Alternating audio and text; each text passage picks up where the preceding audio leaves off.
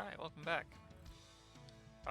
This is gonna be another patched together video of a couple of flights, starting in Kochi and ending in Chandigarh. I think I'm pronouncing both of those correctly. Please correct me if I'm not. Um, Kochi looks a little hazy still, and I think it's a pollution thing.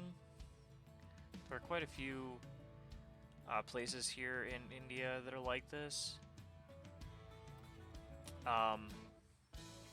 Yeah, so I'm still in Greece. That's where I'm currently at in my flight. But I have still a ton of videos to edit together between now and then. So I figured what I do is I just take a flight, pump out a couple of video edits, and then pump out another flight. Okay, our first stop is Rajiv Gandhi International Airport in Hyderabad. And I'm probably going to refer to something else, so I'm really sorry. We're about to be descending. This actually was a very interesting flight. This whole trip, this whole video, every single flight in this video is really interesting. From like a weather and a terrain perspective. India looks really barren for a lot of it. You don't really get a sense of like how far civilization is from anything, and here we are descending into Mahatma Gandhi Airport, and you'll see the weather is starting to become a little complex. Just checking to see how far down the clouds get to the surface. It looks like ground level, so I chopped it all the way down as close as I could, and then pulled my usual stunt of flying over the airport at low altitude. It'd be great if I could, figure out where the weather is coming from, or where the wind's coming from in these circumstances, but it usually just gives me some indication, only if there's aircraft already on the runway. And as you can see, I missed the first turn and almost missed the second turn to final. So, nice little landing there. I don't think it had any major crosswind landings, like for this whole series of flights. We take off again. We're headed to Calcutta, which is on the east coast of India. And it was a trek. It was like 25 minutes in the air. I was actually really surprised. I wasn't expecting to have to spend so much time in the air on the way there, but India is not a small place. It's quite a large country. It's, I think, technically the largest by population. It is the largest democracy, something like that. And we are descending again. You can see the clouds, see the pollution build up once again, and I don't even think I landed here. I think I saw all of the IFR conditions and then just turned and burned. So, our next destination is Paro in Bhutan. And just to remind you, like, the whole reason we came up to India in the first place instead of taking the Mauritius and Madagascar route is because we wanted to go see Everest. So this whole time I'm constantly scanning the horizon for the mountains. And just barely there in the distance you can see the little white caps of mountains. So this is us coming up on it. They're really high up. I mean, we're at 70,000 feet at this point, but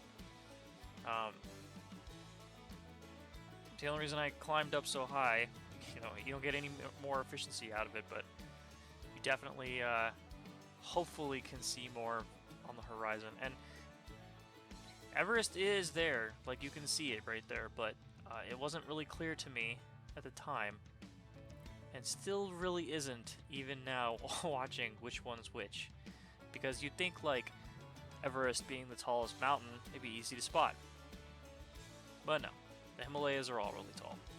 Here we are in descent to Paro, and I've flown here quite a lot, to be honest. I love it. I love the approach. I love the airport. It's one of the handcrafted airports, so it kind of like, it's kind of perfect in a lot of ways. And Bhutan is a really interesting country. You should look it up. But I've flown here long enough, and it's right there in the valley. I've circled it in red. I've flown here long enough to know that there is a specific way that I personally have to take in order to make a decent approach on the runway, because it's so deep in the valley and the mountains are so high around it. And yeah, training just took over. Repetition took over, I guess, not training. And I'm gonna film one, let it play out the whole. I'm going to let it play out the whole approach just to show you exactly what I'm talking about. The airport's actually on the left side. You can't even see it because of the valley. But you skim along top of this mountain here, aim for the other one, which you'll see in a couple seconds.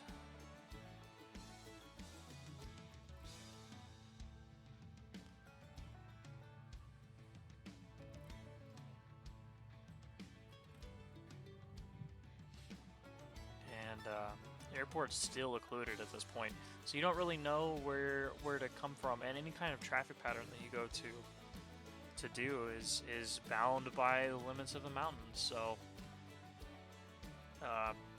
just from personal experience, I know that this is the route that is easiest for me to get, and you can see it just beginning to come into view there, the airport. So yeah, skim along top of this, and then we're kind of aiming for the other hill. And there's a monastery there, I think, on the left, or Imperial Palace, I'm not really sure. Like I said, Bhutan has a beautiful, rich history. You should look it up. Kind of interesting, to be honest. It's its own little place. It's kind of like the Liechtenstein of the Himalayas. Not really talked about that much, but it is definitely its own thing. So yeah, here we are skimming the right side of the valley. You can see the runway. It's absolutely pointed at the hill. So getting to the ground, getting to the runway even, is a feat of patience, you know.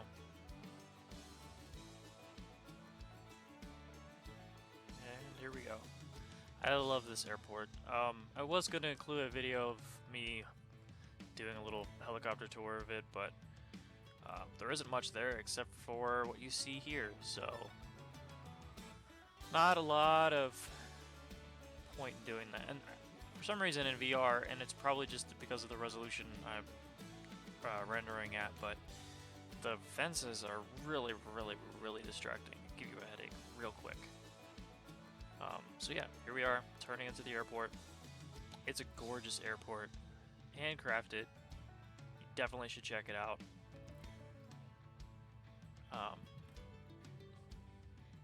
But yeah, I had a crash. The game crashed actually, so I switched to the F-18 and did the second third of this flight in the F-18. I do like the F-18. It flies really nicely. It's just not as fast, and that archway gets in the way. I understand the purpose of the arch. It is definitely a relic of a different frame of thought when it comes to aircraft visibility. And we're actually going to be taking up the flight pattern that we normally came up at and booking it to Kathmandu via Everest. So this is one of the things that I absolutely hate about the F-18, by the way. The flashing of the sun in the mirror so distracting, and you cannot move the mirror.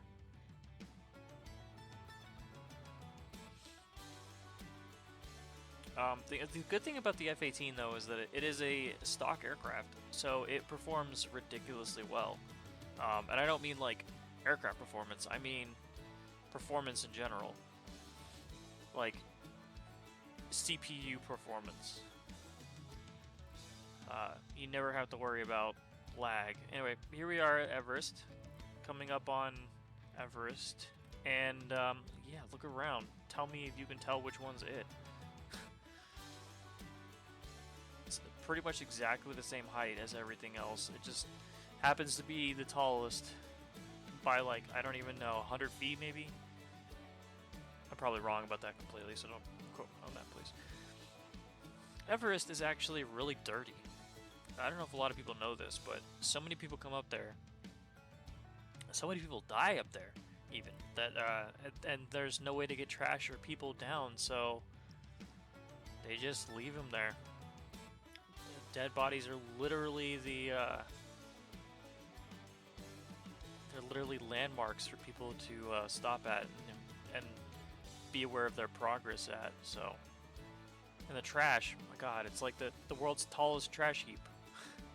Just tallest junkyard is up there.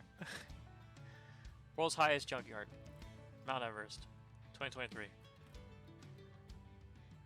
Oh yeah, so we're booking it left. I think over here somewhere is I'm probably gonna say it wrong, Lochlo. That's another really famous airport. And I had intended on flying towards it. Yeah, it's actually right there on the map, so it's around this corner, but the snow kind of made it impossible to see, so we just turned and headed towards Kathmandu instead. And you can just see Everest there in the distance, poking its head out. But from the ground, you can't tell at all.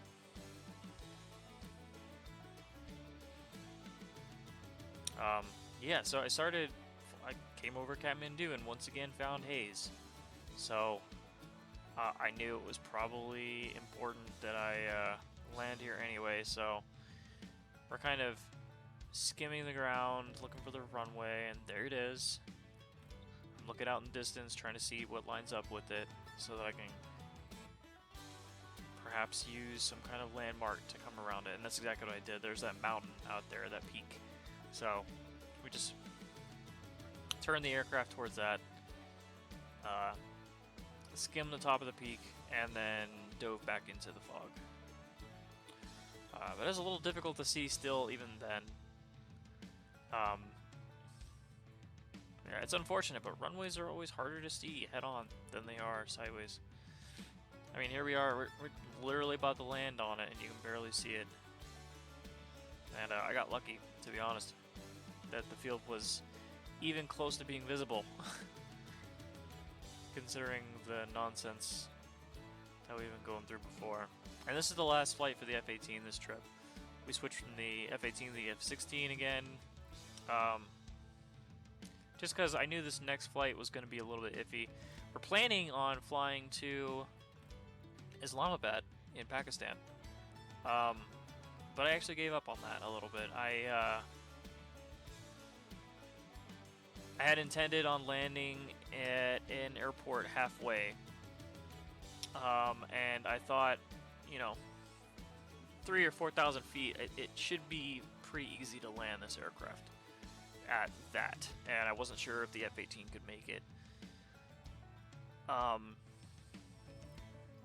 that was our halfway spot, so here we are, leaving Kathmandu.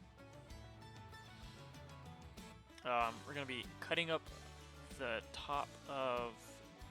oh yeah, and I couldn't get the menu to come up this time too. I think I just needed to restart my computer at this point, because it was glitching, man. This was a frustrating flight. It was beautiful outside, don't get me wrong, but frustrating.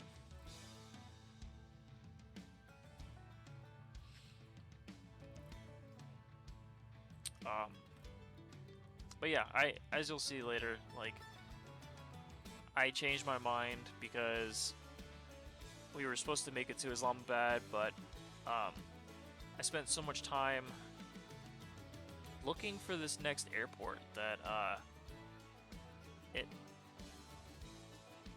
ended up basically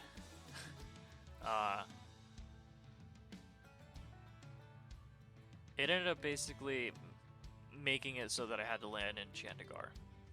And I'm really glad that I did, because it was a really good airport to land at, but I also at this point kind of decided we were going to head to Africa. I've had been debating this entire time about Africa. So yeah, here we go, entering the valley. I think I let this one play out too, so. But yeah, so I wasn't on the fence about going to Africa the entire time, because the only things I really wanted to see were South Africa and Egypt and Jerusalem. So, I mean, Jerusalem's not even Africa. I don't know what I'm talking about, apparently. But doing that required that, we hook a little bit of a left down south instead of sticking up to Pakistan, because, yeah, we could take the Pakistan route and then spend hours over land heading over, like, Kazakhstan and Georgia and Uzbekistan and all of that, but, we still have to come south to visit Africa anyway, or Jerusalem, or Egypt, or any of that. So yeah, here's the runway. I had a rough time trying to land this thing there. Even with the runway length. Like, you skim the top of these trees, pop up over the valley, point the aircraft at the runway, and all of a sudden, you've got trees and trees and trees. And you're already almost at stall speed, so once you put it down, you're like, can I do this? And yeah, plenty of length. Plenty of length. Aircraft's already going slow enough to the point where it actually can make it. But it was not comfortable, and I still had some time left on the clock, and I knew we weren't gonna make it to Islamabad, but I wanted to get us out of here, so that's what I did. And the takeoff was salty too. Like, I think at like 170, that was how many knots. We were skimming stall speed the entire time out of here. And I'll look back at the flaps every now and then just to see how the aircraft's handling it. You can hear it. I mean, you can't, but when you're flying this, you can hear the aircraft ripping through the air. And that's a good indication of stalling or not. And it was doing that the entire way up. And you can see just how steep of a descent. I'm sorry, a steep of an ascent this was as we come up over the top of the mountains, looking back towards where we came from right there. So yeah, we just gunned it for Chandigarh at this point. And I still hadn't made up my mind at this point. I mean, Chandigarh is kind of perfectly positioned such that you can make that decision, but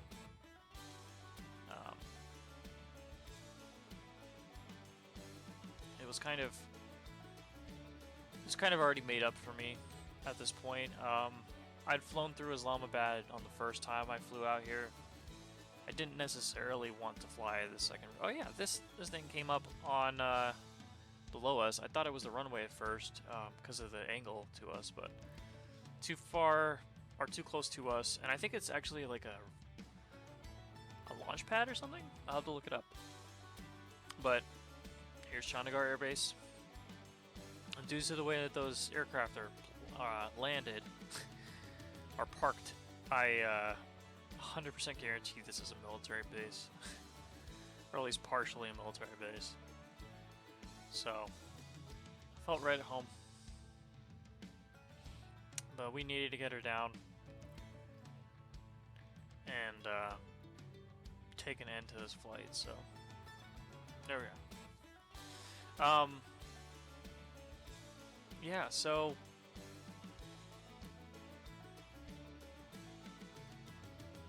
yeah, thank you for coming along. I hope you enjoyed this. I had a lot of fun, even though it was challenging. So next one, we are going to be landing in Jerusalem probably, so stay tuned.